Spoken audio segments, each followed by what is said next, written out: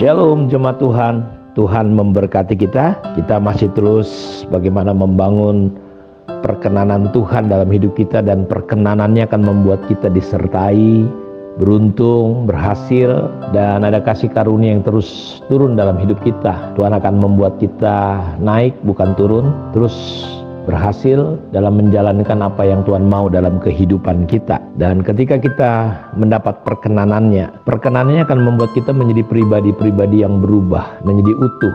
Ketika Paulus bertemu dengan Tuhan, berjumpa, pribadinya berubah, ada terobosan-terobosan. Dan ini yang kita juga sedang melihat di ayat hafalan kita dari Roma pasal yang ke-14 ayat yang ke-18-19, bahwa ketika kita mengikut Tuhan, melayani Tuhan dengan cara konsep kekekalan, konsep kebenaran, konsep daripada Roh Kudus, kita berkenan kepada Allah dan dihormati oleh manusia. Karena itu kita mengejar apa yang harusnya untuk membangun, untuk membuat orang teguh, kuat.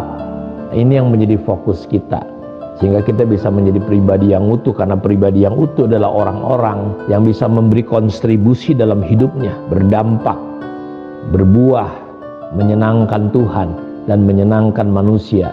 Seperti Yesus, semakin besar dia semakin disukai oleh Tuhan, disukai oleh Bapaknya, dan disukai oleh manusia. Karena itu hari ini kita akan kembali belajar bagaimana caranya kita dalam hidup kita, perkenanannya itu membawa dalam sebuah kehidupan yang utuh. Dan itu terjadi ketika kita terus menerus fokus kepada kekekalan. Karena dunia ini tidak akan pernah memberi kepuasan kepada saudara, pangkat, kedudukan, jabatan kita. Karena itu hanya akan memuaskan daging kita, dan daging kita nggak akan pernah bisa dipuaskan. Saudara nggak akan pernah puas. Kenapa ada orang harus terikat narkoba? Kenapa ada orang harus bercerai, kawin lagi, cerai, kawin lagi? Dan dia berpikir kalau istrinya banyak, udah ganti-ganti pasangan, ganti-ganti istri, suami. Tapi dia nggak akan pernah puas, karena kepuasan itu hanya ada di dalam Kristus Yesus Tuhan. Itulah yang Tuhan Yesus katakan kepada wanita di Samaria itu, seperti yang saya sampaikan di hari-hari yang telah lalu, bahwa kalau kamu minum air ini, kamu akan tetap haus.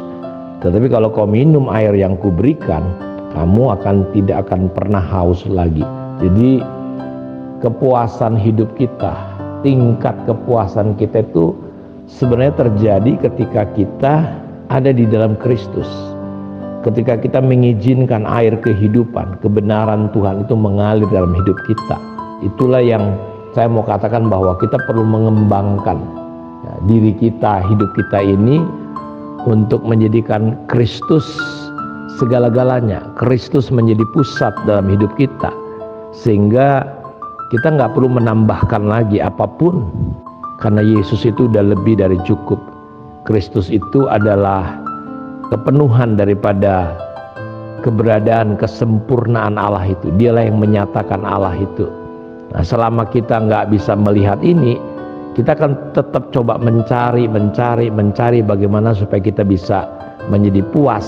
Karena memang kita nggak utuh, kita retak. Jadi selalu ada yang bocor dalam jiwa kita, dalam pikiran kita, dalam perasaan kita. Karena itu tidak salah kalau di gereja rumah atau di kelompok kecil kita ditanya bagaimana ya supaya kita bisa menjadi berkenan ya lewat ayat hafalan itu. Bagaimana cara kita bisa mengejar damai sejahtera dalam komunitas kita, karena di ayat hafalan itu kan kita diajar bagaimana kita mengejar. Jadi bagaimana cara saudara hari-hari ini untuk bisa mengejar yang namanya damai sejahtera di dalam rumah tangga, dalam komunitas kita, di dalam tempat pekerjaan kita, hal-hal yang mendatangkan damai sejahtera. Karena sukses dari sisi uang itu nggak akan pernah membuat kita puas, damai. Karena itu coba pikirin bagaimana cara kita bisa mengejar apa yang mendatangkan damai sejahtera. Jadi semua hal yang nggak mendatangkan damai sejahtera, kita harus berani buang dalam hidup kita. Kita berhenti ya dari kedagingan kita. Kita berhenti dari hal-hal yang mencari-cari masalah, cari-cari persoalan. Berhenti, kita mulai apa sih yang bisa mendatangkan damai sejahtera. Coba pikirkan, coba renungkan.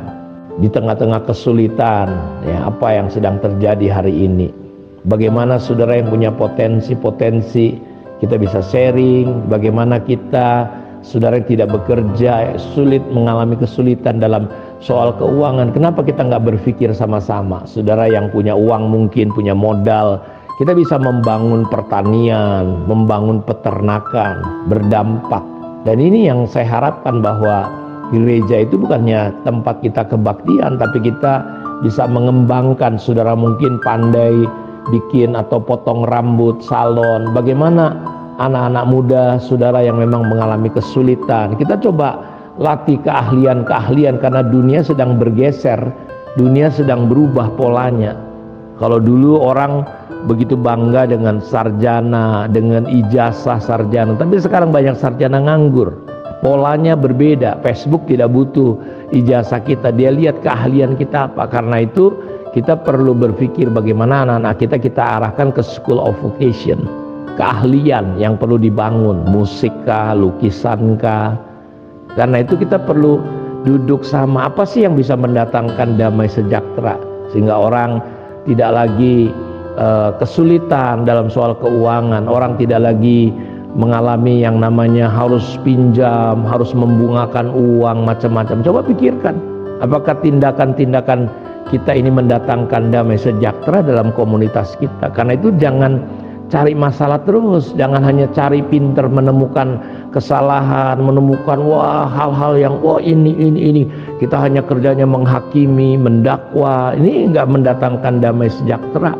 Coba pikirin apa yang bisa mendatangkan damai sejahtera. Ini yang saya berharap kita doakan, supaya kita bisa membangun mungkin nanti satu hari usaha ya milik gereja. Kita bisa nolongin orang-orang yang nganggur, daripada kerja cuma 2-3 juta di luar kota, lebih bagus di dalam kota dan kita bangun.